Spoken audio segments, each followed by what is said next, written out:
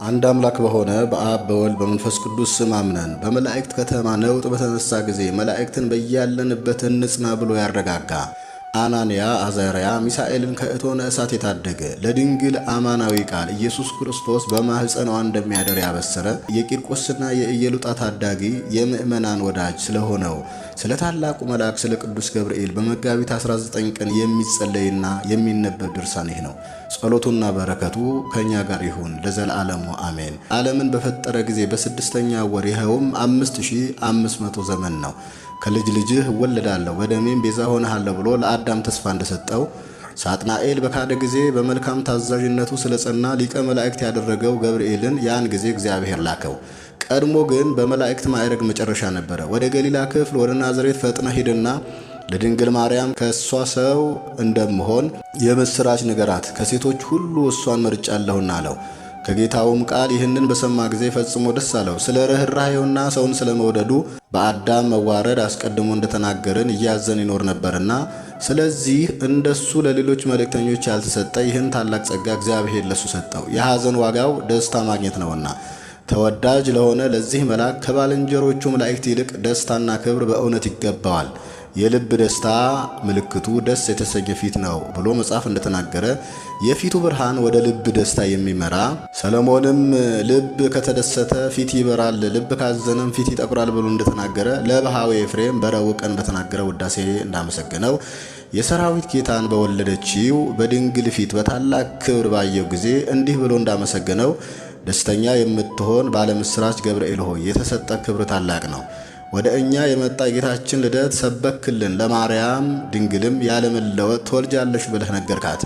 ወደ ቀድሞ ነገራችን እንመለስና እመቤታችን ማርያም በቤተ ዮሴፍ ሳለች ለቤተ መቅደስ መጋረጃ ከሐር ጋር ወርቅ ትፈትን ነበረ። አንድ ቀን ከናዝሬት ጉድጓድ ውሃ ልትቀዳ ተነስታ ሄደች። ሊቀ መላእክት ቅዱስ ገብርኤል ወረደ። እግዚአብሔር ያከበረሽ ንጽሕት ቅድስት ሆይ ሰላምታ ይገባሻል አላት። እሱም ካንቺ ጋር ነው፣ በእግዚአብሔርም ዘንድ መወደድን አገኘሽ፣ ከሴቶችም ሁሉ ትበልጫለሽ። እመቤታችን ማርያምም የተናገራትን በሰማች ጊዜ ማን እንደተናገራት ለመረዳት ወደ ቀኝና ወደ ግራ መለስ ብላ ተመለከተች። ማንንም ያየችው የለም። ታላቅ ፍርሃት አደረባት። ማድጋዋን ትታ ወደ ቤቷ ተመለሰች። ሐርና ወርቅንም ትፈትል ጀመር። ዳግመኛም መጥቶ ተገልጦ ማርያም ሆይ በእግዚአብሔር ዘንድ ባለሟልነትን አገኘሽ፣ የእግዚአብሔር ቃል አንቺ በመንፈስ ቅዱስ ትጸንሻለሽ። ማርያምም መልሳ ለቅዱስ ገብርኤል እንዲህ አለች፣ ወንድ የማላውቅ ይህ እንደምን ይሆንልኛል አለችው። ቅዱስ ገብርኤልም አንቺ የምትወልጂው ሴቶች እንደሚወልዱት አይደለም፣ መንፈስ ቅዱስ ያድርብሻል፣ የልዑል ኃይልም ይጋርድሻል፣ ያጸናሻል፣ ያበረታሻል አላት። ካንቺም የሚወለደው ቅዱስ ነው አላት። እሷም ለመላኩ የእግዚአብሔር አገልጋይ እኔ አለሁ፣ ነፍሴም በእጁ የተያዘ ነውና እሱ የወደደውን በእኔ ላይ አድርግ ብላ መለሰችለት። ያን ጊዜም ከሦስቱ አካላት አንዱ በፍጹም አካሉ አምላክነት ያለው ቃል ወደዚህ ወረደ። ከላይ በሦስትነቱ መጉደል ሳይኖርበት በታችም አራተኛ ሆኖ ሳይጨመር ከሥጋዋ ሥጋ ከነፍሷ ነፍስን ነስቶ በማኅፀኗ ተጸነሰ። ሕፃናትን የፈጠረ እሱ በጥንታዊ አካል ተቀረጸ። ወንጌላዊ ዮሐንስ እንደተናገረ በማይመረመር ተዋህዶ ከባሕርየ መለኮት ሳይለወጥ ቃል ሥጋ ሆነ። መጽሐፍም እንደተናገረ የሁለቱም ተዋህዶ አይመረመርም። በመጋቢት 19 ቀን ቅዱስ ገብርኤል ያደረገው ተአምር ጸሎቱና በረከቱ ከሁላችን ጋር ይሁን አሜን። የምኵራቡን መጋረጃ ከላይ እስከታች በአንድ ክር እንደቀዳደደው የሚናገር የሚወደውን ጌታውን ክርስቶስን በእንጨት ተሰቅሎ በብረት ተቸንክሮ ባየ ጊዜ በመኳንንትና በመላእክት ላይ መስፍን አድርጎ የሾመውን በኋላ ዘመንም ለልደቱ ምስጢር የታመነ ያደረገውን እሱን ባየ ጊዜ አዘነ። ይህ ሊቀ መላእክት ቅዱስ ገብርኤል መታገስ አልተቻለውም።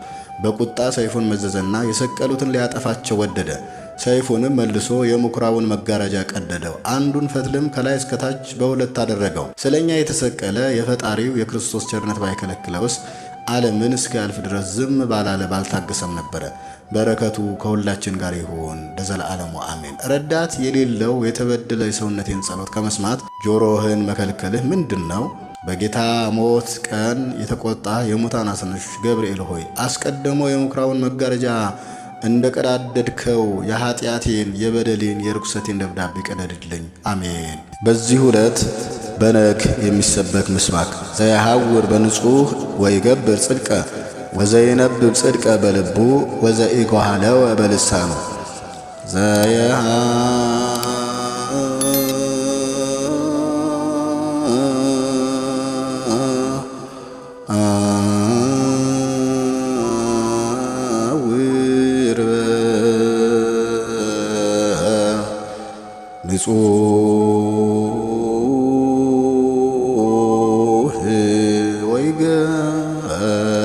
ጽድቀ ወዘይነብብ ጽድቀ በልቡ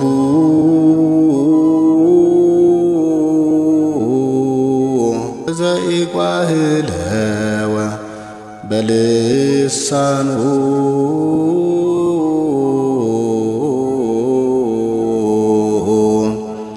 ምስባክ ዘቅዳሴ ወይርአዩ አሕዛብ በቅድመ አዕይንቲነ በቀለለሞሙ ለአግብርቲከ ዘተክወ ይባ ቅድሜከ ገአሮሙ ለምቁሃን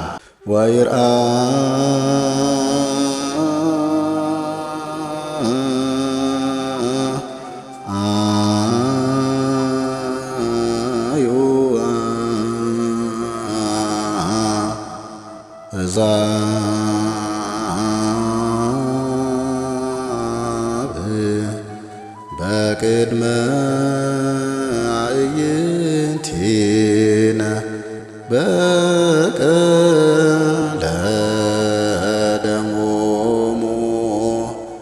ለአግብርቲከ ዘተክወ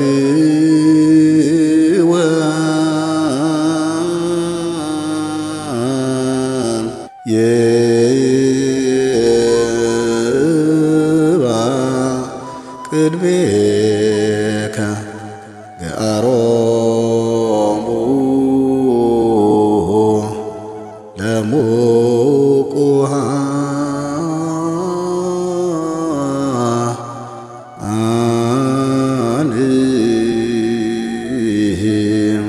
ባርክ ነገረ ዘእም ወንጌለ ሉቃስ ረድእከ ወሐዋርያከ ለክብረ መንግሥትከ ለከ ይደሉ ስባሄ ምድር እስከ አርያም ለዓለመ ዓለም አሜን። በዚህ ዕለት የሚነበብ ቅዱስ ወንጌል የሉቃስ ወንጌል ምዕራፍ 10 ቁጥር 1። ከዚህም በኋላ ጌታ ሌሎችን 70 ሾመ፣ ሁለትም አድርጎ እርሱ ሊሄድበት ወዳለው ከተማና ስፍራ ሁሉ በፊቱ ላካቸው። አላቸው፣ መከሩስ ብዙ ነው፣ ሠራተኞች ግን ጥቂቶች ናቸው። እንግዲህ የመከሩን ጌታ ለመከሩ ሠራተኞች እንዲልክ ለምኑት። ሂዱ፣ እነሆ እንደ በጎች በተኩላዎች መካከል እልካችኋለሁ። ኮረጆም ከረጢትም ጫማም አትያዙ፣ በመንገድም ለማንም እጅ አትንሱ። ወደምትገቡበት ቤት ሁሉ አስቀድማችሁ ሰላም ለዚህ ቤት ይሁን በሉ። በዚያም የሰላም ልጅ ቢኖር ሰላማችሁ ያድርበታል፣ አለበለዚያም ይመለስላችኋል። በዚያም ቤት ከእነርሱ ዘንድ ካለው እየበላችሁና እየጠጣችሁ ተቀመጡ፣ ለሠራተኛ ደመወዙ ይገባዋልና። ከቤት ወደ ቤት አትተላለፉ። ወደምትገቡባትም ከተማ ሁሉ ቢቀበሏችሁ ያቀረቡላችሁን ብሉ።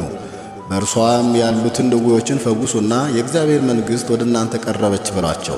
ነገር ግን ወደምትገቡባት ከተማ ሁሉ ባይቀበሏችሁ ወደ አደባባይ ወጥታችሁ ከከተማችሁ የተጣበቀብንን ትቢያ እንኳን እናራግፍላችኋለን፣ የእግዚአብሔር መንግሥት ግን ወደ እናንተ እንደቀረበች ይህንን ወቁ በሉ። እላችኋለሁ በዚያ ቀን ከዚያች ከተማ ይልቅ ለሰዶም ይቀልላታል። ሰማይና ምድር ያልፋሉ፣ ቃሌ ግን አያልፍም አለ ጌታ ለደቀ መዛሙርቱ። አነሳስቶ ላስጀመረን አስጀምሮም ላስፈጸመን ለልዑል እግዚአብሔር ክብር ምስጋና ይሁን፣ አሜን።